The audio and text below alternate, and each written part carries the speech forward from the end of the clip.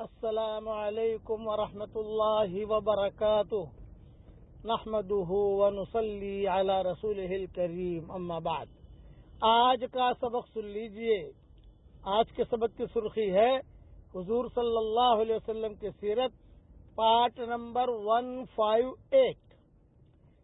ایک پوائنٹ یہ ذہن میں رکھنا کہ سب ہجرت کر کے مکہ مکرمہ سے مدینہ منورہ جا رہے ہیں، اخیر میں 4 رہ گئے ہیں جو سب سے اخیر میں گئے ہیں۔ ایک حضور صلی اللہ علیہ وسلم، ایک حضرت ابوبکر، ایک حضرت علی اور ایک صہیب رومی۔ یہ ذہن میں رکھنا تو اگلی بات آپ کو سمجھ میں آئے گی۔ نمبر 2 کہ اب ہجرت کرنے والوں کے ساتھ جو حالات آئے وہ میں بیان کر چکا ہوں، لیکن ایک قصہ صرف ام سلمہ کا بیان کر دیتا ہوں۔ ام سلمہ الگ ہو گئی، ابو سلمہ الگ ہو گئے، ان کے بیٹے سلمہ یہ الگ ہو گئے۔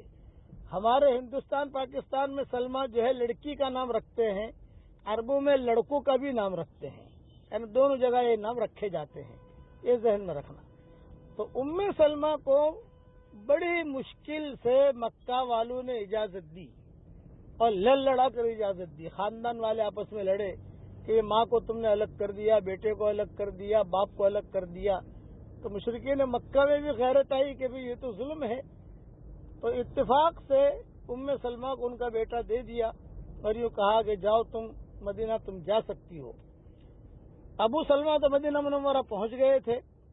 یہ ام سلمہ اپنے بیٹے کو لے کر تنعیم پر آئی، بیٹھی۔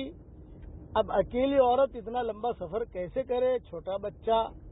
تو عثمان ابن ابی طلحہ یہ مشرک تھے، یہ اونٹنیاں وغیرہ چلا رہے تھے، تو انہوں نے دیکھا کہ کوئی عورت بیٹھی ہے۔ یہ آئے، یوں کہا بہن کیوں بیٹھی ہو یہاں؟ یوں کہا مجھے مدینہ منورہ جانا ہے، میرا شوہر وہاں ہے اور میں انتظار میں بیٹھی ہوں کہ کوئی قافلہ مدینہ منورہ جاتا ہو تو میں بھی ساتھ ہو جاؤں۔ تو عثمان ابن ابی طلحہ نے کہا کہ قافلہ کب آئے گا، کیا ہوگا، اور اکیلی مدینہ منورہ کیسے جاؤ گی تم؟ یہ بول رہا ہے مہلن یا اختی، مہلن یا اختی، پہلے تم یہی بیٹھی رہو، میں آتا ہوں۔ چنانچہ اب عثمان ابن ابی طلحہ یہ گھر پر گئے، گھر جا کر جو ہے اونٹنے لے کر آئے اور ام سلمہ سے کہا یہ اونٹنی پر بیٹھ جاؤ، میں تمہیں مدینہ منورہ پہنچاتا ہوں۔ ام سلمہ جب بعد میں چل کر ام المومنین بنی، یہ کہا کرتی تھی کہ اتنا بااخلاق آدمی میں نے نہیں دیکھا۔ 12 دن کا ہمارا سفر ہوا مکہ مکرمہ سے مدینہ منورہ کا، لیکن 12 دن میں انہوں نے کبھی بھی آنکھ بھر کر مجھے دیکھا نہیں ہے۔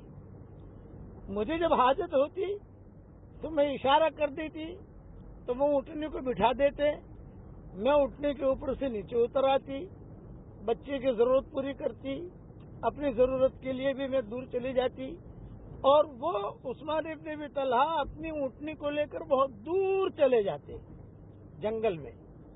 واپس جب آتے تو چہرہ میری طرف نہیں بلکہ پیٹھ میری طرف کر کے آتے وہ، اور اسی طریقے سے 12 دن میرے گزرے کہ 12 دن میں انہوں نے ایک بات بھی نہیں پوچھی ہے کہ کوئی ضرورت ہے، کچھ بھی نہیں، صرف سفر یا رات کا آرام کا وقت ہوتا تو یہ دور چلے جاتے اور میں اکیلے اپنے بچے کے ساتھ آرام کرتی۔ جب قبا پہنچے تو عثمان ابن ابی طلحہ کی زبان سے ایک جملہ نکلا کہ بہن تمہارے شوہر کا مکان آ گیا، تمہارے شوہر کی بستی آ گئی۔